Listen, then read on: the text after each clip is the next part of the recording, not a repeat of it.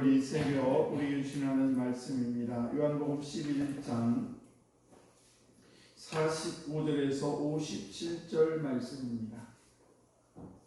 요한복음 11장 45절에서 57절 말씀을 한 절 한 절 교독하겠습니다.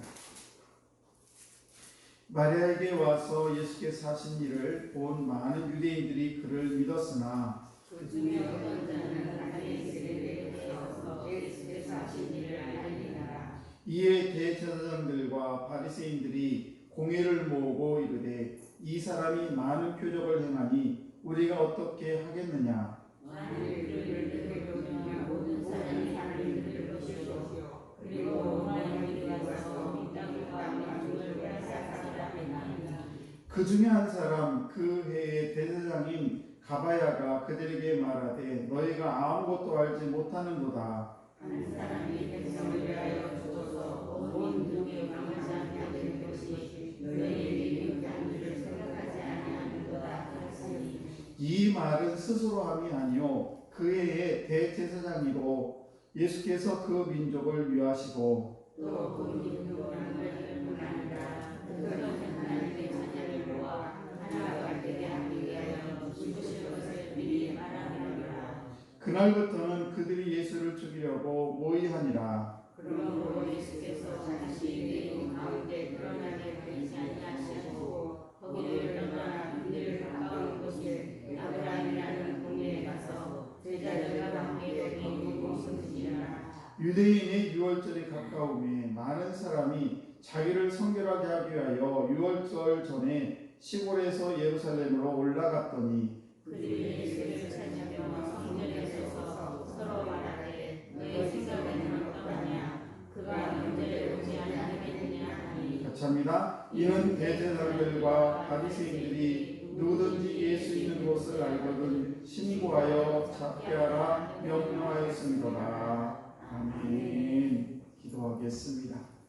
하나님 아버지 감사합니다. 거룩한 주일 새벽을 저희 허락하시고 우리 사랑 귀한 성도들 주의 전에 나올 수 있도록 은총 베풀으심을 참으로 감사합니다. 아버지 오늘 이 귀한 새벽에도 주님께서 말씀해 주시고 우리가 신령과 진정으로 예배하는 이 자리에 함께 하셔서 우리의 마음이 주님으로 인하여 날마다 기쁨이 넘치게 하시고 주님이 주신 은혜를 하나하나 다시 한번 생각해보는 귀한 새벽 되게 하여 주옵소서.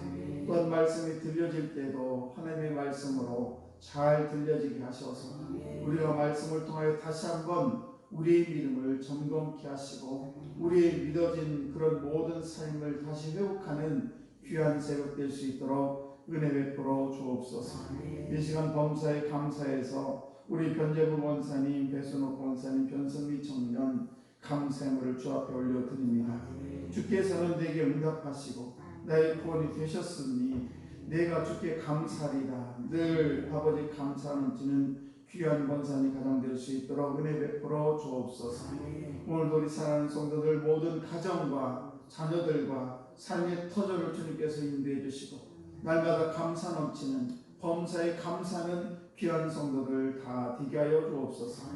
감사드리며 축복하며 예수님 이름으로 기도드리옵나이다. 아멘. 네, 복된 주일 새벽입니다. 오늘도 이 주일 새벽에 나오신 우리 사랑하는 성도 하나님께서 여러분과 함께 하심을 믿으시고 하나님의 은혜 가운데 충만한 삶을 살아가시는 여러분 되시기를 주의 간절히 축복합니다.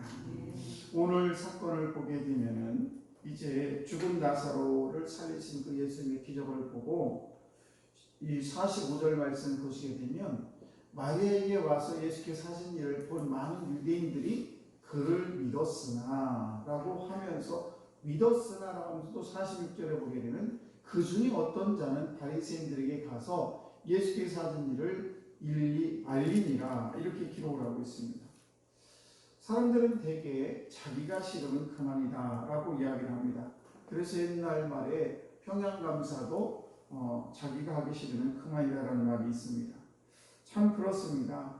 많은 사람들이 자기 눈앞에서 펼쳐진 그런 죽은 나사로가 살아난 그런 사건을 보고도 내가 믿기 싫으면 그만이야 라고 하면서 자기가 그냥 아예 믿는 것조차를 안 믿겠다라고 단정하고 무조건 그렇게 믿지 않는 경향이 있는 경우가 있습니다. 그렇다면 그들이 왜 예수를 믿지 않고 이렇게 예수님에 대해서 거부 반응을 하고 있는가? 몇 가지 이유를 우리가 추측해 볼 수가 있는데, 그 첫 번째는 우선 종교적인 그런 무관심에서 우리가 볼 수가 있습니다. 어떤 사람은 나는 종교가 체질을 받지 않아 라고 얘기를 합니다. 이런 사람들이 참 많죠. 우리가 전도를 하다 보면 예수를 믿으시죠? 그러면 저는 예수 체질이 안 맞아요. 이렇게 얘기하는 분이 있습니다.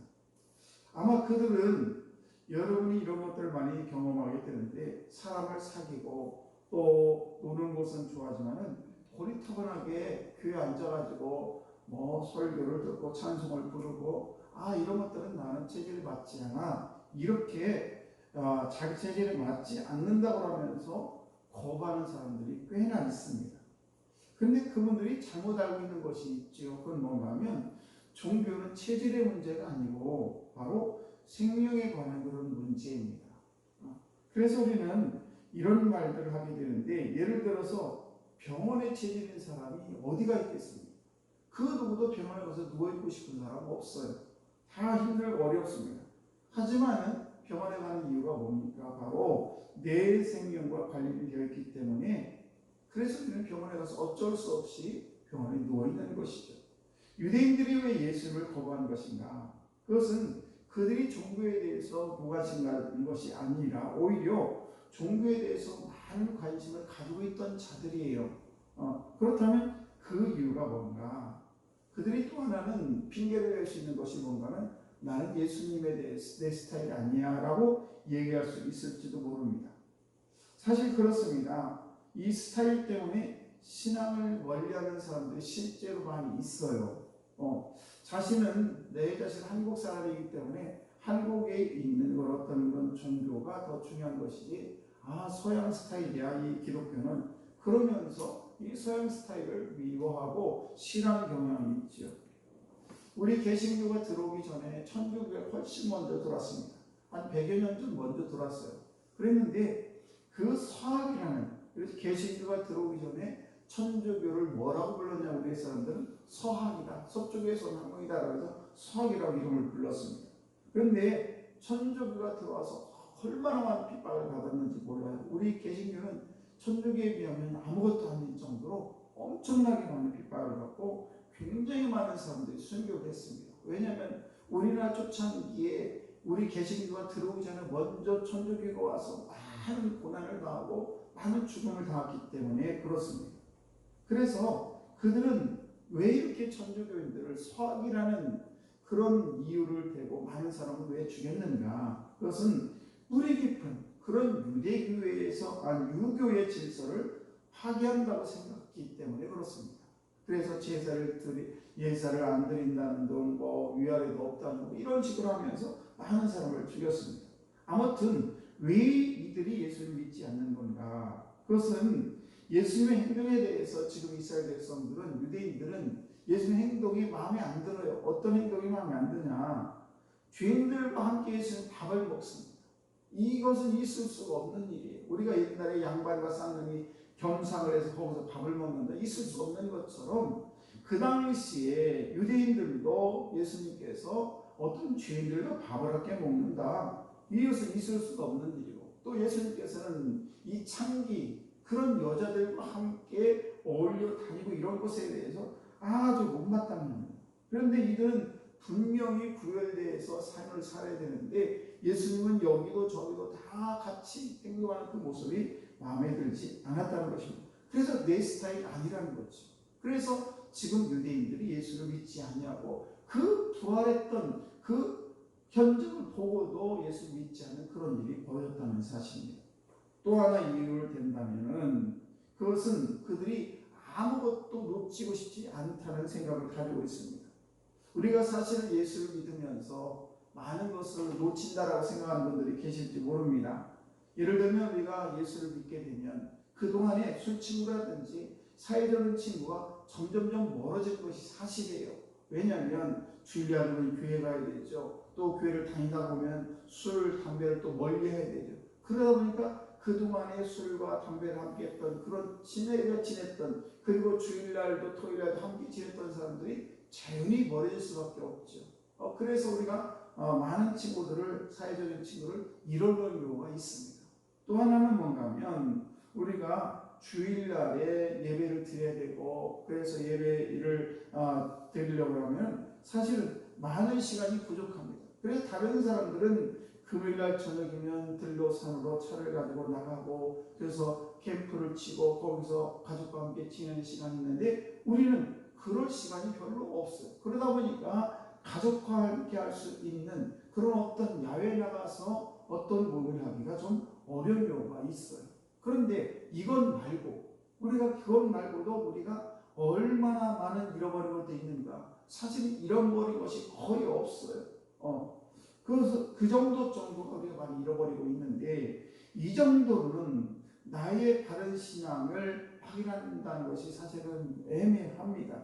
그래서 우리가 손해보고 잃어버린 것이 많이 있는 것 같지만은 이거 외에는 거의 없어요. 우리가 사실 뭐 예수를 믿는다고 해가지고 나의 지위를 잃어버린 것도 아니고 내 어떤 재산을 잃어버린 것도 아니고 내가 제 자식을 뺏긴 것도 아닙니다.